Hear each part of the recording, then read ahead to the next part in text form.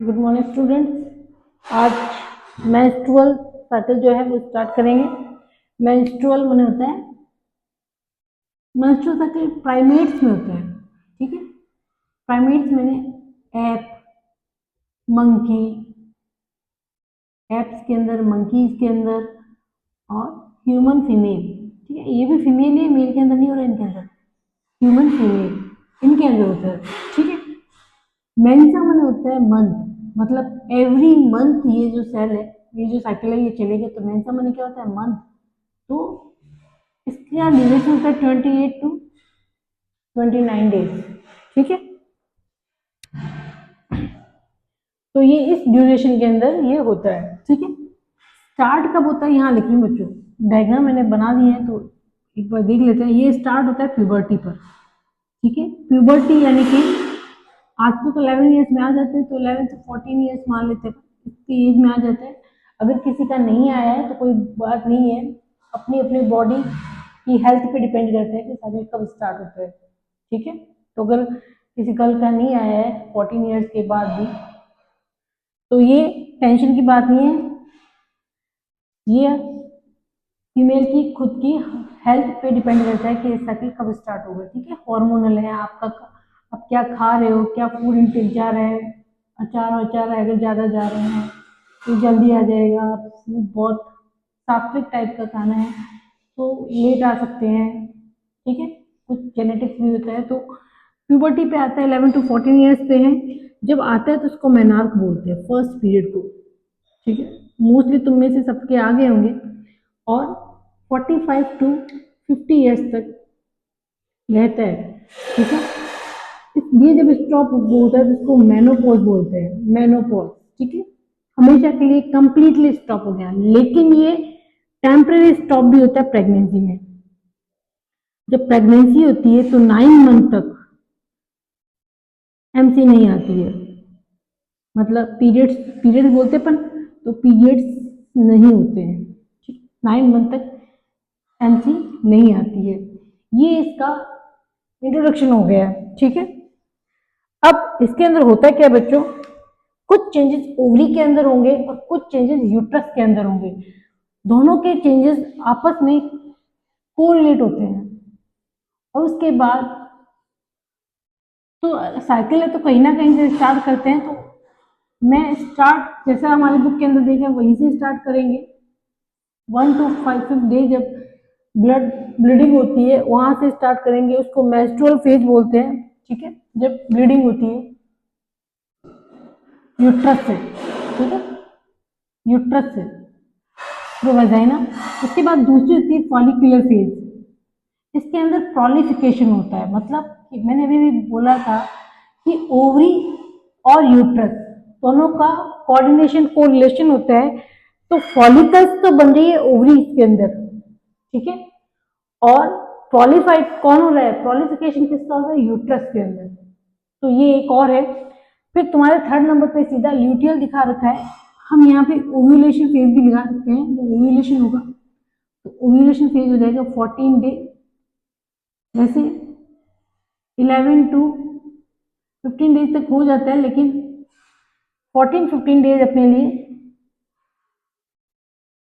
14 और 15 डेज पर ओवम का जो रिलीज होता है वो होता है। फिर 4th ल्यूटियल फेज आती है, ल्यूटियल फेज।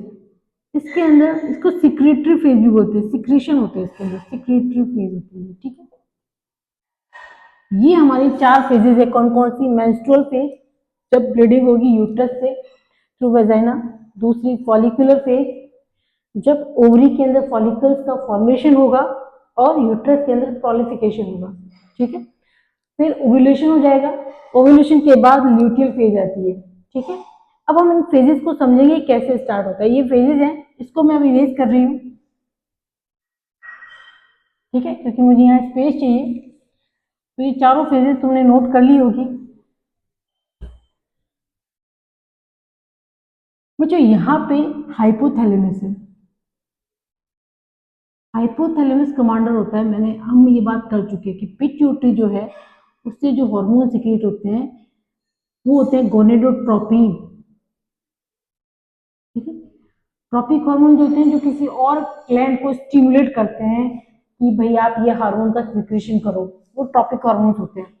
तो हाइपोथैलेमस जो होता है वो गोनेडोट्रोपिन रिलीजिंग हार्मोन, ये लिखे ना मैंने, हम इसको एक बार डिस्कस कर चुके हैं। तो गोनेडोट्रोपिन रिलीजिंग हार्मोन जो होता है वो सिक्रेट करता है, जिससे पिट्यूटरी से एफएसएच और एलएच इनका सिक्रेशन होगा। ये बात में पहले से नोन है, ठीक है। अब ये है कि एफएसएच एलएच कब कैसे पिट्यूटरी को पता चलना चाहिए, कौन सा फीडबैक होगा बॉडी के अंदर जिससे ये जो है हार्मोन सिक्रेट होते हैं और आगे की प्रोसेस होती है। तो यहाँ पे तो हम स्टार्ट करते हैं मेंस्ट्रुअल से। यहाँ लिखे हुए menstrual first phase. Menstrual phase में क्या हुआ, एंडोमेट्रियम जो थी पूरी की पूरी वो नीचे आ चुकी है, मतलब ब्लीडिंग स्टार्ट हो गई, और ये हमारी फर्स्ट फेज है मेंस्ट्रुअल फेज, ठीक है। मेंस्ट्रुअल फेज में क्या हुआ, ब्लीडिंग हुई 1 to 5 डेज तक मान लें अपन, ठीक है। 6-7 डेज भी होती है पर 1 to 5 डेज की मान लें कि यहाँ से ब्लीडिंग हो रही है। ये ब्लीडिंग क्यों हो रही है, क्योंकि बॉडी के अंदर हार्मोन कम हो गया प्रोजेस्टेरोन। ये बात तुम याद रखो, बाद में अपन जब घूम के इस पे आएंगे ना तब तुम्हें और अच्छा समझ में आएगा कि प्रोजेस्टेरोन सिक्रेट कहाँ से हुआ था। वैसे तो कल तुम्हें बताया हुआ है कि कार्पस ल्यूटियम से सिक्रेट होता है। तो प्रोजेस्टेरोन जो है उसका लेवल कम होते ही, ठीक है, जो भी एंडोमेट्रियम थी वो झड़ गई, तो ब्लीडिंग स्टार्ट होगी 1 to 5 डेज, ठीक है। जैसे ही प्रोजेस्टेरोन का लेवल कम होता है वैसे ही यहाँ पर प्रोजेस्टेरोन के साथ एस्ट्रोजन हार्मोन भी है, उसका लेवल भी कम हो गया। तो इन हार्मोन के कम होने से ये जो एस्ट्रोजन जो होता है ना, इसका मेन फंक्शन होता है कि भाई ये जाके इसको बोलेगा, ये एस्ट्रोजन हार्मोन ऊपर लिख दूं क्या, यहाँ लिख रही हूँ मैं कि ये यहाँ लिख रही हूँ मैं, ठीक है। यहाँ बनाएंगे तुम्हारी बुक के अंदर बनाएंगे, मेंस्ट्रुअल फेज हो गई, ये हमारी वो फॉलिकुलर या पॉलीफिलिट वाली हो गई, और ये ल्यूटिल फेज हो गई, ठीक है। यहाँ मैं हार्मोन बना रही हूँ ओवरीज के, ठीक है। सबसे पहले यहाँ पे प्रोजेस्टेरोन का लेवल कम हो गया, ठीक है, और ये फेज आ गई। इसके साथ ही जिग जैग करके एस्ट्रोजन बनाने, इसका लेवल भी कम हो चुका है, ठीक है। इसका लेवल जैसे ही कम हुआ, यहाँ से फीडबैक गया हाइपोथैलेमस को कि एस्ट्रोजन का लेवल बॉडी के अंदर कम हो गया, तो कौन सा हार्मोन रिलीज करो, गोनेडोट्रोपिन रिलीजिंग हार्मोन, यानी पिट्यूटरी को कमांड देगा हाइपोथैलेमस कि गोनेडोट्रोपिन हार्मोन रिलीज करो, तो रिलीज होगा एफएसएच और एलएच। अभी ऐसे एफएसएस का काम है, एफएसएस की फुल फॉर्म क्या होती है, फॉलिकुलर स्टिमुलेटिंग हार्मोन। अब यहाँ पर हमें पता है बहुत सारी प्रीमोडियल सेल्स बनी है, कल पूरा बताया हुआ है कि प्रीमोडियल सेल्स जिसके अंदर प्राइमरी oocyte होता है ना, वो प्रीमोडियल सेल्स होती है। ओवरीज के अंदर बहुत सारी प्रीमोडियल सेल्स होती है, एम्ब्रियोनिक स्टेज से आई हुई। उसमें से मैंने कल बताया था कि एक बार में एक ओवरी से एक ओवम होता है, लेकिन बननी बहुत सारी स्टार्ट हो जाती है। ये भी प्रीमोडियल सेल्स है, ये भी भागेगी कि हाँ हम एफएसएच आ गए, एफएसएच ने कह दिया है हार्मोन ने कि भाई तुम अपना फर्दर जो भी डेवलपमेंट है वो स्टार्ट करो। तो सारे जो प्रीमोडियल सेल्स है एटलीस्ट 20, ठीक है, तो ये सारे के सारे जो सेल्स हैं ये डेवलप होना शुरू कर देते हैं। लेकिन हम एक को ही दिखाएंगे जो सबसे ज्यादा फास्टेस्ट डेवलप हो रहा है, जो सबसे ज्यादा स्ट्रॉन्ग प्रीमोडियल सेल्स है। तो ये प्रीमोडियल सेल थी, प्राइमरी फॉलिकल बोलेंगे इसको। प्राइमरी फॉलिकल्स में एक प्राइमरी oocyte होता है, ये प्राइमरी oocyte हो गया, ठीक है। और इसके सराउंडिंग में कौन सी सेल्स है, ग्रेनुलोसा, कल पढ़ा हुआ है ये सब तुम्हारे। तो ये ग्रेनुलोसा सेल्स है, ये कौन सा हो गया, secondary oocyte, sorry secondary follicle बन गई। बहुत ज्यादा डायग्राम नहीं बना रही हूँ मैं, कल बनाया हुआ ये सब बहुत ज्यादा समझाया हुआ है तुम लोगों को, थीका और सेल बनती है और ये सब। उसके बाद क्या बना, टर्सरी, ठीक है। टर्सरी में एंट्रम आ जाती है, थीका सेल्स आ जाती है, थीका एक्सटर्ना और थीका इंटरना, याद आया। और मैंने कल बताया था कि थीका इंटरना जो होती है वो एक हार्मोन रिलीज करती है, वो कौन सा होता है, एस्ट्रोजन हार्मोन, ठीक है। अब यहाँ पे जो oocyte है वो कौन सा है, सेकेंडरी oocyte। और इसके बाद क्या बनती है, ग्रेफिन फॉलिकल, ये एंट्रम है, ये सब कल बताया हुआ है। तो आज मैं इन फॉलिकल की जो भी स्ट्रक्चर उस पर ज़्यादा फोकस नहीं कर रही हूँ। सेकेंडरी साइट और सब तुम्हें पता है कि म्यूसिस कौन सा स्टार्ट होगा, म्यूसिस फर्स्ट जो अरेस्ट था वो म्यूसिस फर्स्ट या प्राइमरी साइट था ना, प्राइमरी से टर्शियरी साइट में जाने पे म्यूसिस फर्स्ट कंप्लीट हो जाएगा, ठीक है, और सेकेंडरी oocyte बन जाएगा। ये सेकेंडरी oocyte बन चुका है, यहाँ पे लीजिए सेकेंडरी oocyte, ये फॉलिकुलर फेज है। दूसरी वाली जो फेज थी ना ये फॉलिकुलर फेज है, मेंस्ट्रुअल फेज पहले हो चुकी है। अब जो दूसरी वाली फेज थी वो कितने दिन की थी, कितने दिन की थी, 6 to 13 डेज मान रहे हैं, तो ये 6 to 13 डेज की फॉलिकुलर फेज चल रही है, ठीक है, जिसमें ग्राफिन फॉलिकल बन गई। क्या क्या हुआ इसके अंदर, प्रीमोडियल फॉलिकल से, मतलब प्रीमोडियल से प्राइमरी फॉलिकल, प्राइमरी से सेकेंडरी फॉलिकल, सेकेंडरी से टर्शियरी फॉलिकल और टर्शियरी फॉलिकल से ग्राफिन फॉलिकल, ये तो बनी 4 फॉलिकल्स अपनी। और चेंजेस क्या हुए, प्राइमरी फॉलिकल के अंदर प्राइमरी साइट था, सेकेंडरी फॉलिकल के अंदर प्राइमरी साइट था, टर्शियरी के अंदर सेकेंडरी साइट आ गया, ग्राफिन फॉलिकल के अंदर भी सेकेंडरी साइट आ गया। क्या बोला मैंने बोला प्राइमरी फॉलिकल के पास प्राइमरी oocyte था, ठीक है, सेकेंडरी फॉलिकल बनी, थोड़ी सी इंक्रीज हो गया उसका साइज, और बहुत ज्यादा नहीं होता, थोड़ी थिका लेयर जो होती है वो बननी स्टार्ट हो जाती है, ठीक है। और फिर टर्शियरी बनती फॉलिकल, टर्शियरी के अंदर थिका एक्सटर्ना थिका इंटरना हो जाती है, और ये जो oocyte है सेकेंडरी oocyte, कल हमने एग की स्ट्रक्चर देखी थी ना बच्चों, मैंने उसमें एग की स्ट्रक्चर जर्मिनल वेसिकल लिखना था, वहाँ सेमिनल वेसिकल लिख दिया था, तो उसको करेक्ट किया। ये जो सेकेंडरी oocyte है उसकी स्ट्रक्चर है, इसके पास एक तो जोना पेल्विसिडा होती है ना, और कोरोना रेडिएटा, ये सेल्स होती है, याद आ गया। ये सेकेंडरी oocyte है जो रिलीज होगा ग्राफिन फॉलिकल से। तो अभी क्या हुआ बच्चों, अभी एफएसएच हार्मोन रिलीज हुआ, एलएचबी हो रहा है, एफएसएच हुआ, एफएसएच हार्मोन क्यों रिलीज हुआ, क्यों रिलीज हुआ एफएसएच हार्मोन, क्योंकि यहाँ पर एस्ट्रोजन कम हो गया था, तो एफएसएच जो हार्मोन है वो रिलीज हुआ था, ठीक है, एस्ट्रोजन का लेवल कम होती है, एफएसएच हार्मोन रिलीज होता है, याद रखना ये बात, ठीक है। तो decrease level of estrogen stimulate hypothalamus to release gonadotropin releasing hormone, ठीक है। तो ये प्राइमरी फॉलिकल हो गई, ये सेकेंडरी फॉलिकल बनाई मैंने, ये टर्शियरी फॉलिकल बनाया, टर्शियरी फॉलिकल के अंदर सेकेंडरी oocyte, फिर ये हुई ग्राफिन फॉलिकल, ठीक है, ये ग्राफिन फॉलिकल, ये सारी फॉलिकुलर चल रही है। अब ये फॉलिकुलर यहाँ तो ओवरी के अंदर तो फॉलिकुलर फेज चल रही है, यहाँ जो थीका सेल है जो एस्ट्रोजन हार्मोन रिलीज करती है, ये एस्ट्रोजन हार्मोन जाता है ब्लड के अंदर, और ब्लड कहाँ जाएगा, यूट्रस के पास, यूट्रस के पास मैसेज हो जाएगा। ये मेंस्ट्रुअल साइकिल हो क्यों रहा है, फॉर प्रिपेयर प्रेगनेंसी के लिए हो रहा है, ये फर्टिलाइजेशन और प्रेगनेंसी के लिए होता है ये, ठीक है। इसका मोटिव क्या है स्टार्ट होने का प्यूबर्टी के अंदर, कि अब जो भी गर्ल है वो फर्टिलाइजेशन करके प्रेगनेंसी, उसका यूट्रस जो होता है वो इतना हो सकता है, हालांकि ऐसा नहीं है कि 14 ईयर्स की गर्ल को प्रेग्नेंट हो जाना चाहिए, वो नहीं है, बॉडी रेडी हो रही है उसके लिए सिग्नल है ये, ठीक है, कि हाँ बॉडी जो है वो अगर पीरियड्स आ गए हैं तो बॉडी जो है वो प्रिपेयर हो रही है फॉर प्रेगनेंसी, ठीक है। अभी मैंने क्या किया कि टर्शियरी फॉलिकल से एस्ट्रोजन हार्मोन जो होते हैं ग्रेन्युलोसा सोल, यहाँ लिख रही हो ग्रेन्युलोसा, कल भी थीका सेल होती है वो, तो थीका इंटरना की जो सेल होती है उन्हीं को हम ग्रेन्युलोसा बोलते हैं, इनसे एस्ट्रोजन हार्मोन रिलीज होता है, ठीक है। ये एस्ट्रोजन हार्मोन ब्लड में जाता है, और ब्लड के थ्रू यूट्रस में जाता है, और यूट्रस की जो एंडोमेट्रियम होती है उससे क्या बोलता है कि बेबी आएगा, प्रिपरेशन कर लो, ठीक है। प्रिपरेशन क्या करना है, अब ये जो एंडोमेट्रियम है क्या प्रिपरेशन करेगी, ये अपनी एक लेयर को थिक कर लेगी, मतलब थोड़ी मोटा हो जाएगा ये एंडोमेट्रियम, ये एंडोमेट्रियम जो होता है ये थोड़ा प्रोलिफरेट हो जाता है, इसीलिए इसके प्रोलिफरेशन बोलते हैं इसको, थोड़ा मोटा हो गया, तो फॉलिकुलर प्लस प्रोलिफिकेशन दोनों चल रहे हैं साथ साथ में, ठीक है।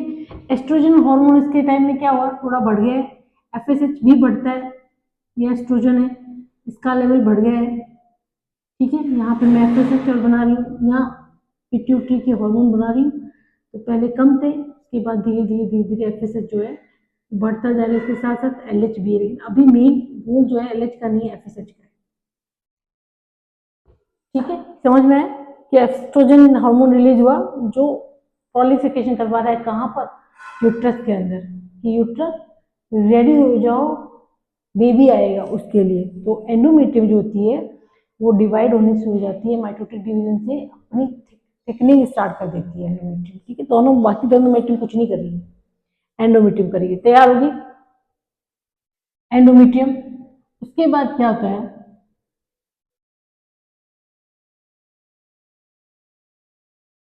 14th डे आता है इस साइकिल का, जब फॉलिकुलर पूरी ग्रेफिन फॉलिकुलर जो पूरी की पूरी रेडी हो चुकी है, तो 14th डे आता है और अब जो ओवम जो होता है वो रिलीज हो रहा है। ठीक है, ये ओवम जो है ये रिलीज हो रहा है। ओम रिलीज होता है, अकेला नहीं आता, आपको पता है ना ओम कैसे आता है, कुछ तो आएगा, उसके पास एक लेयर होगी, ये जो ग्रेफिन फॉलिकल है इसके अंदर जो ग्रेनुलोसा की सारी मदर सेल ही तो थी, मासियां काकियां यही तो है। तो ये कहती है भाई बेटा ऐसे नहीं जाओ, एक तो तुम्हारे ऊपर एक लेयर बना लेते हैं।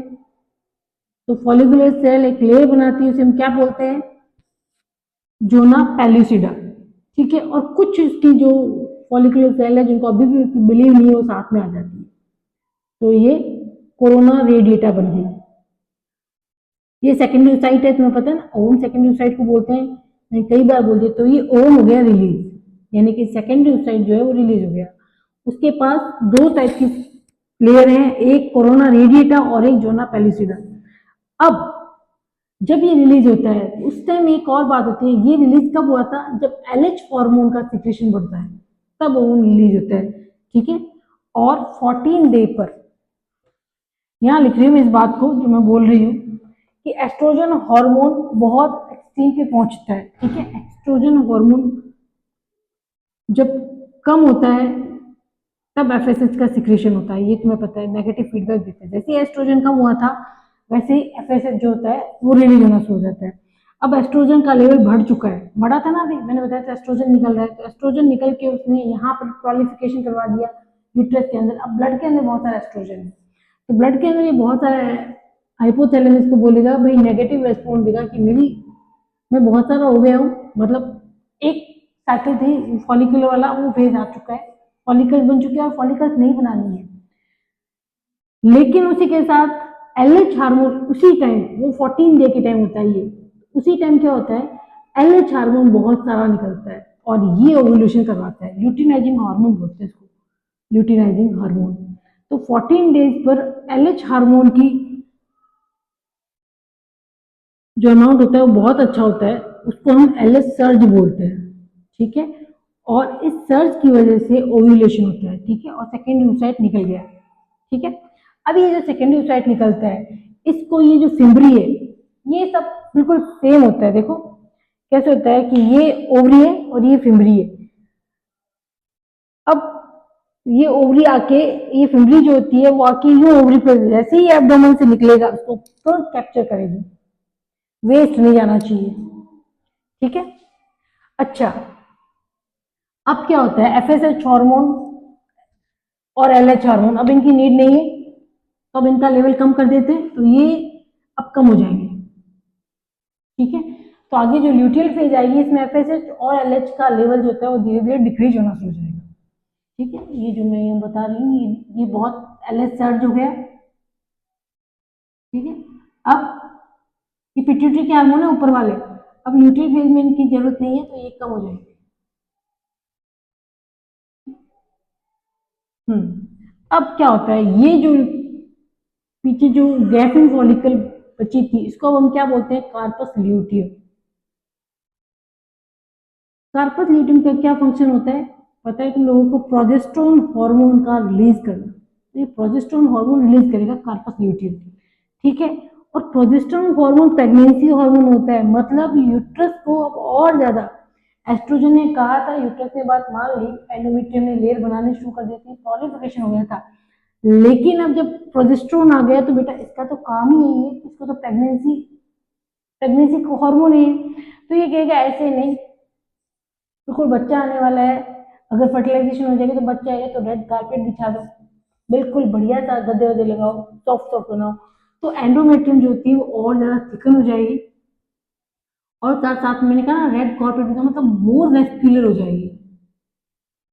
ठीक है, बहुत ज़्यादा वेस्क्यूलर हो रही है, ग्लैंडुलर हो रही है, इसको सिक्रेटरी बोलते हैं ना इस फेज को, क्योंकि सिक्रेशन किसका हो रहा है, प्रोजेस्टेरोन का। तो अब प्रोजेस्टेरोन का लेवल जो है, ये प्रोजेस्टेरोन हार्मोन था मेरा, ये हार्मोन अभी तक डिक्रीज ही था, अब अचानक से ल्यूटियल फेज के अंदर इंक्रीज हो जाएगा।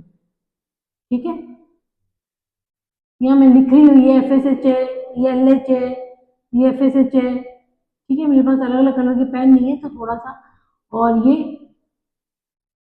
एस्ट्रोजन हार्मोन चल रहा है और ऊपर वाला ये प्रोजेस्टेरोन हार्मोन। तो प्रोजेस्टेरोन हार्मोन ल्यूटियल फेज में ऊपर बहुत हाई लेवल पे पहुंच जाएगा। ठीक है, इस कार्पस ल्यूटियम की एज कितनी होगी, अगर प्रेगनेंसी हो जाती है तो बढ़ जाएगी, वरना फिर तो 10 और 12 डेज में ये तो खत्म हो जाएगा। तो अब क्या हुआ, ओवम तो अपने यहाँ घूम रहा है, फैलोपियन ट्यूब ने उसने ले लिया, ये जो नीचे घूम रहा था इसको पकड़ लिया इसको। ठीक है, ये ऊपर रिलीज करते हैं इसको, अभी तो अपनी डायग्राम इसलिए यहाँ कर रहे हैं।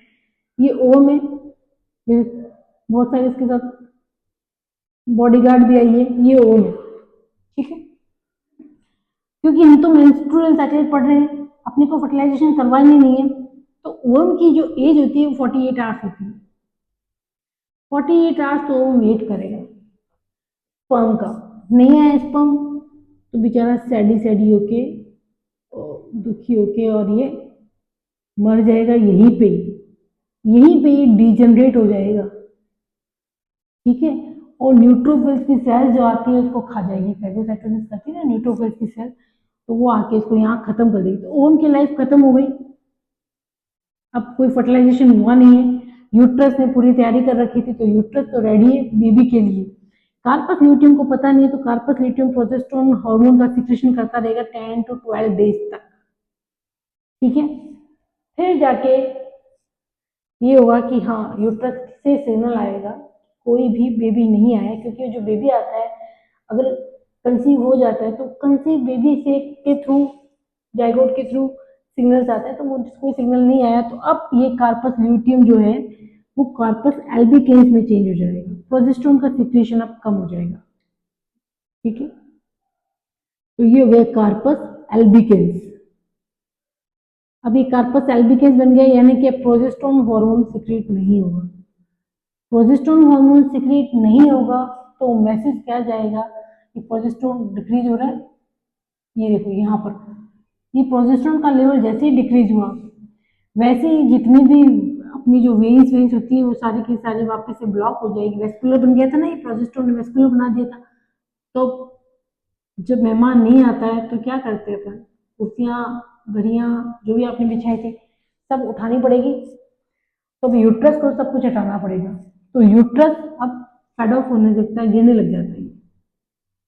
ठीक है, सारी लेयर जो कुछ भी स्वागत के लिए बिछाई थी बेबी की, वो सारा का सारा ब्लड क्लॉट यानी यूट्रस की जो लेयर है वो सारे की सारी अब क्या है, वेजाइना के थ्रू बाहर आ जाएगी, ब्लीडिंग स्टार्ट हो जाएगी, मेंस्ट्रुअल साइकिल स्टार्ट हो गया वापस से।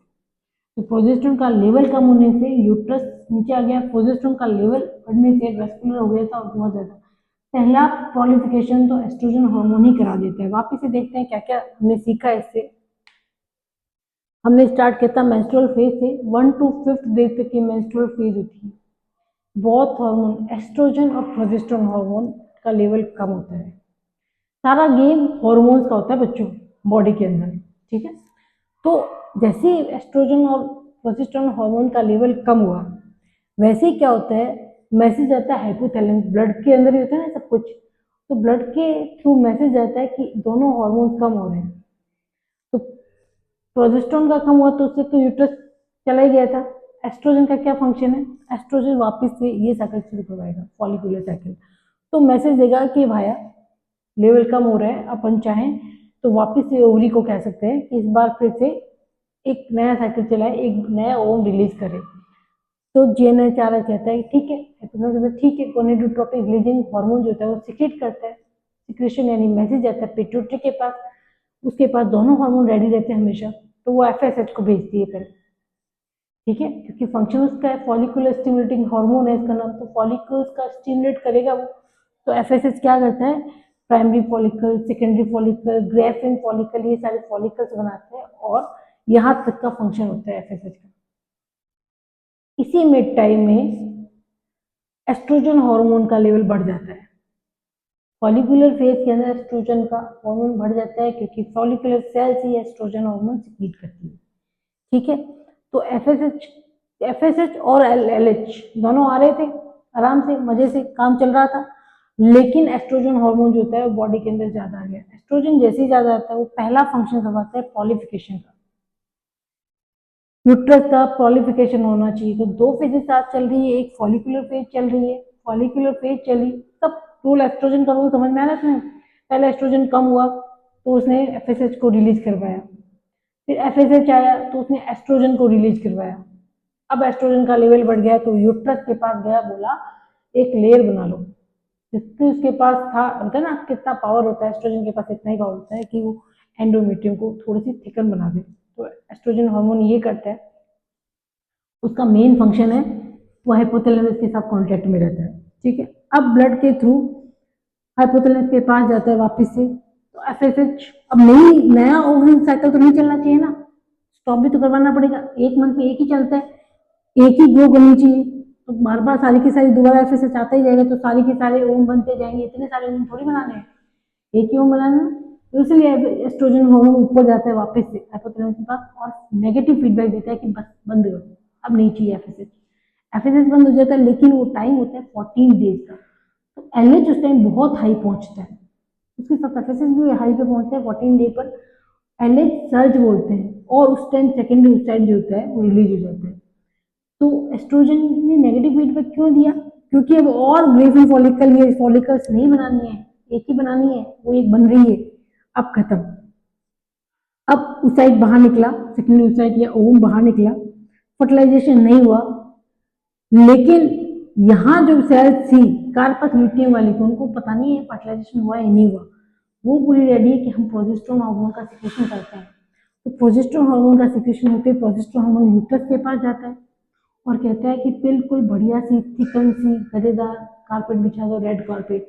रेड कारपेट बिछाया मतलब वेस्कुलरिटी जो है, वेस्कुलरिटी है वो बढ़नी चाहिए, खूब न्यूट्रिशन बढ़ना चाहिए, बेबी की पूरी प्रिपरेशन कर लो यूट्रस के अंदर, ये मैसेज आता है। तो बेबी की प्रिपरेशन हो गई, प्रोजेस्टेरोन हार्मोन सिक्रेट होता रहा 10 टू आगे की 28 डेज तक। 28 डेज के बाद कोई मैसेज यहाँ से नहीं है कंसीव होने का, तो इसका मतलब क्या, यूट्रस को अब झड़ना पड़ेगा। तो प्रोजेस्टेरोन का सिक्रेशन बंद हो जाता है, ये दुखी होकर अब कार्पस एल्बिकन्स में चेंज हो गया, अब भाई है ही नहीं तो क्या, कार्पस एल्बिकन्स बन जाते हैं, डीजनरेट हो जाएंगे, यही इफेक्ट होता है इसका।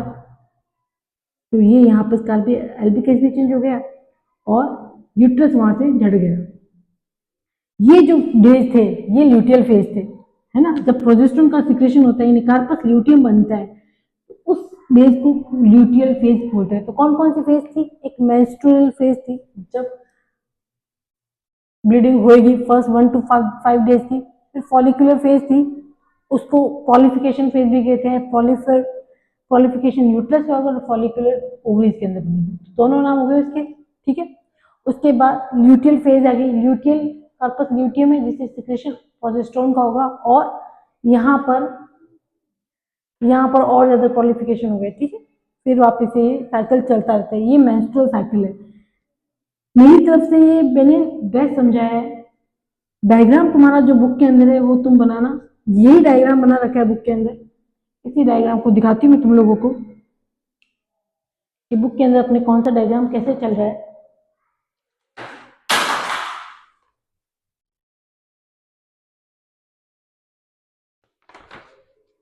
ये डायग्राम चल रहा है अपने बुक के अंदर। ठीक है, ये एंडोमेट्रियम की लेयर जा रही है, मेंस्ट्रुअल साइकिल चल रहा है, डे दिखा रखे 1 to 5 डेज। ठीक है, उसके बाद लिखा हुआ है मेंस्ट्रुएशन, उसके बाद फॉलिकुलर फेज का, ये यूट्रस के अंदर चेंजेस दिखा रखे हैं ना, फॉलिकुलर फेज के अंदर यूट्रस के अंदर थोड़ा थोड़ा, क्योंकि एस्ट्रोजन हार्मोन है, एस्ट्रोजन हार्मोन थिकनिंग ज्यादा नहीं कर सकता, तो ये 14 डेज तक थोड़ा थोड़ा सा थिकन होना शुरू होता है। उसके बाद खूब वेस्कुलर, खूब ऐसे दिखना ना तुम्हें, ग्लैंड्स और बन रही है, तो ये चलिए ल्यूटियल फेज, क्योंकि हार्मोन कौन सा आ गया, प्रोजेस्टेरोन, और प्रेगनेंसी का हार्मोन है वो, तो वो खूब यूट्रस को थिकन कर रहा है। साथ साथ में तुम्हें क्या बताया कि स्टार्टिंग में एस्ट्रोजन कम है, वी नो कि स्टार्टिंग में एस्ट्रोजन कम होता है, तभी तो मेंस्ट्रुअल साइकिल, तो प्रोजेस्टेरोन का लेवल भी कम होता है। कब बढ़ते हैं? प्रोजेस्टेरोन तो बढ़ेगा ल्यूटियल फेज के अंदर, और एस्ट्रोजन पहले ही बढ़ जाता है, पता है ना तुम्हें। एलएच सर्ज एस्ट्रोजन की वजह से होता है। अभी भी होता है ना कि एलएच सर्ज होता है, वो ऊपर जाता है, फीडबैक देता है, उससे पहले एलएच सर्ज होता है, तो एस्ट्रोजन का लेवल तो बढ़ा रखा है, लेकिन प्रोजेस्टेरोन का लेवल तुम्हें बाद में बढ़ाना है, ठीक है। अब इसके बाद दोनों हार्मोन जो होते हैं वो नीचे जाएंगे। एक बार तो दोनों के दोनों अच्छे हैं, उसके बाद दोनों के दोनों क्या है, नीचे की साइड जा रहे हैं। इनमें कुछ ज्यादा नहीं है, ये फॉलिकुलर फेज है, कार्पस ल्यूटियम चल रहा है, ओवरी की साइकिल है, ये जो तुम्हें आती है, जो तुम पीछे भी बना के आए हो, वही है जो बोर्ड पे बनाई हुई है। ये primary, primordial, secondary, tertiary, Graafian, corpus luteum, corpus albicans, degenerate होता होता खत्म हो गया। एफएसएच स्टार्टिंग में कम होगा, फिर धीरे धीरे धीरे बढ़ेगा, तो फॉलिकुलर फेज जैसे जैसे बढ़ेगी वैसे वैसे एफएसएच बढ़ता जाएगा। 14 डेज पर एफएसएच भी बहुत इंक्रीज होगा, लेकिन एलएच सर्ज होता है बहुत, क्योंकि ओव्यूलेशन का काम एलएच करवाता है। एलएच बढ़ा, उसके बाद दोनों डिक्रीज हो गए, दोनों का कोई फंक्शन नहीं है। ये डायग्राम है तुम्हारे बुक का जो तुम्हें याद करना है, ये टॉपिक है जो मैंने अपनी तरफ से क्लियर कर दिया है। अब मेंस्ट्रुअल के बाद अपना एक टॉपिक रहता है फर्टिलाइजेशन और इम्प्लांटेशन, है ना, वो अपन कल देखेंगे।